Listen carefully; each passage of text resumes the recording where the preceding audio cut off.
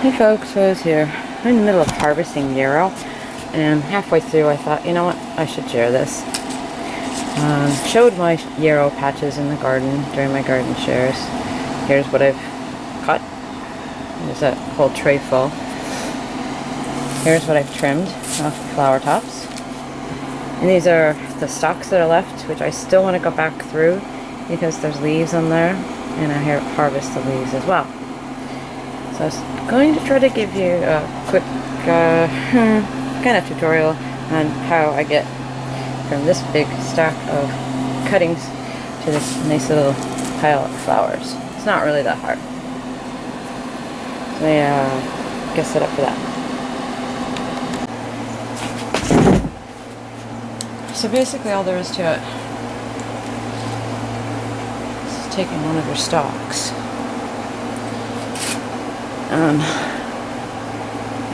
Let's see, upside down might be better to see. You can see how the flowers all bunched up.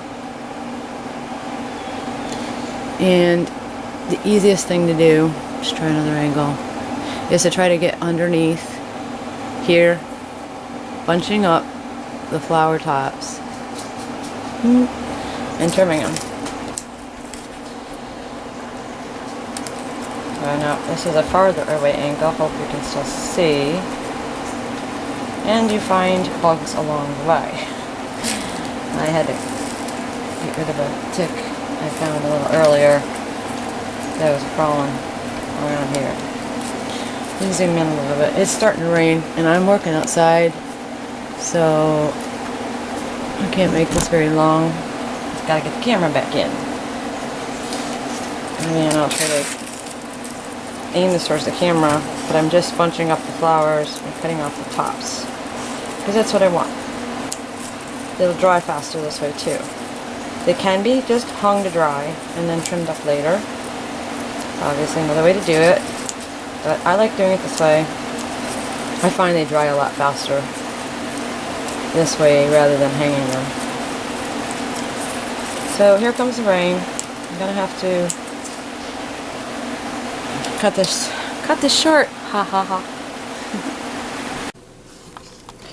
Okay, before I go further, I was going to give you a little bit of anatomy of a yarrow top. This is some of what I cut before. And it's a top that kind of looks like it's, you know, like one flower top, but it's not. If you look close, let's separate one out. You can see that all little tiny flowers at the tips of little tiny stems. So when I cut these, I gotta focus, I try to spread them and then take my scissors right close to my fingers and then cut the tops off that way. I wasn't sure how clear the other video part came out. So you have to do this with each little section. Generally, it depends how flat the top of the yarrow is. When it's growing, sometimes they'll grow a bit crooked. Where is it? There it is. I held this up straight. You can see it's grown kind of crooked. So sometimes it makes it a little more difficult to trim them. But generally, it's pretty easy to just open them like that with your fingers, just squish them and cut. So that's the anatomy of that. The leaves I'll just pull off. You know, the leaves have different properties. I do store them in a separate container than the tops. And I'll go over some of the properties of yarrow in a bit. And I did want to show you some yarrow that's already been harvested. This was last year's harvest. This is my jar from last year. It's the white, actually it says 2011. So this is a couple years old, but it's still good, still viable. I still use it. This is it dried. When it dries, even though this was the white yarrow, which is what you see here, the white yarrow, it does turn a little yellow and it shrinks up a bit. And what I'm going to do to dry this current batch Move this out of the way, the dried. Is I have parchment paper, lots of parchment paper, and lots of trays. So I'll spread out this big pile onto several trays till it's relatively thin. And try to keep it in as dry a place as possible. Our humidity has been really high, so as long as I'm running the air conditioner, it'll take some of the moisture out of the air and help to dry these quicker. It'll probably take a few days, but I do have to, once they're on the trays and give them 24 hours, I'll go and I'll stir them up a bit. It's just to kind of get all the different areas to dry. And you'll know when they're dry, because they come out pretty crispy, and they're much smaller. They're not like real crunchy crispy, but I know these are dry from a couple of years ago. So, I will get back to you with some of the properties of yarrow.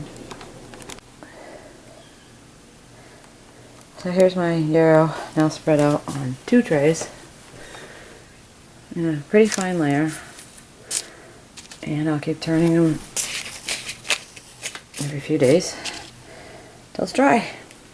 And there's the leaves, which I pulled off all those stems. Should probably spread them in another thinner layer, but the leaves are pretty airy, so air circulation can get through them pretty well. Okay, I'm going to give you a quick rundown on yarrow from The Complete Medicinal Herbal by Penelope Odie. It's an older book, but it's valid. Here's the page on yarrow. You should be able to recognize that from the yarrow I showed you. Nice pictures in this book.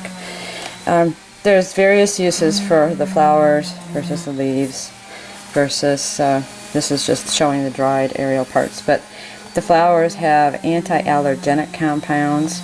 They're used for various allergic mucus problems, including hay fever.